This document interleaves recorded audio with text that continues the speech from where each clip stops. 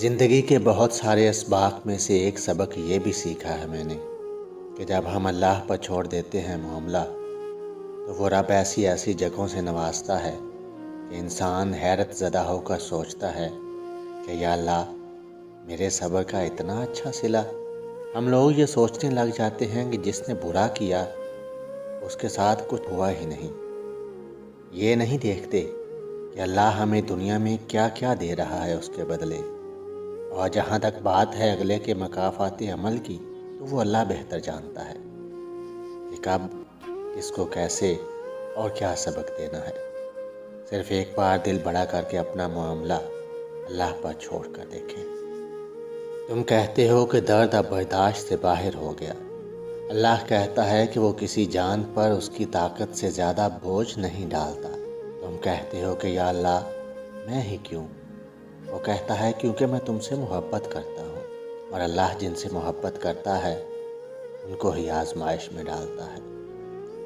اللہ کے فیصلوں پر یقین رکھو، اس پر یقین رکھنے والے خالی ہاتھ نہیں جاتے۔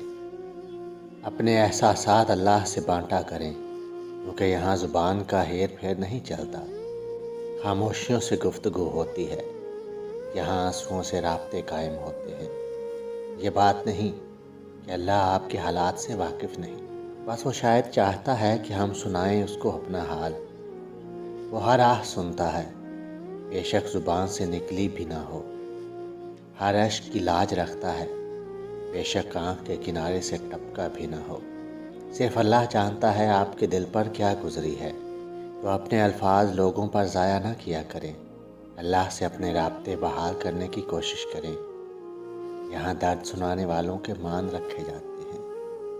آپ کے پاس ایک بے حد قیمتی شے ہے، جسے اگر پورے دل سے اپنی ہستی بستی میں بسا کر عمل میں لائیں تو یقین جانیں کہ معجزے رونما ہوں۔ زندگیاں بدل جائیں، مصیبتیں ٹل جائیں، طوفانوں کے راستے بدل جائیں، کہکشاؤں سے راستے نکل آئیں، یہ قیمتی شے ہر دل میں دھڑکتی ہے، ہر روح میں بستی ہے، اور یہ آپ کی دعا ہے۔ فکر نہ کریں، اداس نہ ہوں، دل چھوٹا نہ کریں، دعا کریں، ہر سانس کریں۔ سننے والا قریب ہو تو بتانے والے کو دور نہیں ہونا چاہیے۔ خود کو کبھی تنہا، بے بس اور بے مایہ محسوس نہ کریں۔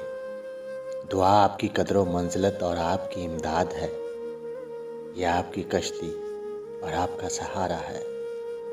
تمہاری تڑپ دیکھ کر تقدیر کے فیصلے بدل دیے جاتے ہیں، تمہیں معجزوں کی راہ دکھانے کے لیے وسیلے بنا دیے جاتے ہیں، ناممکنات کے خدشات سے نکال کر تم کو تمہارے خواب حقیقت میں ڈھال دیے جاتے ہیں۔ سجدے کی توفیق ملنا اصل میں امید ہے کہ اللہ تمہارے ساتھ ہے اور انتظار میں ہے، ادھر تم دعا مانگو اور ادھر وہ کن کہہ دے۔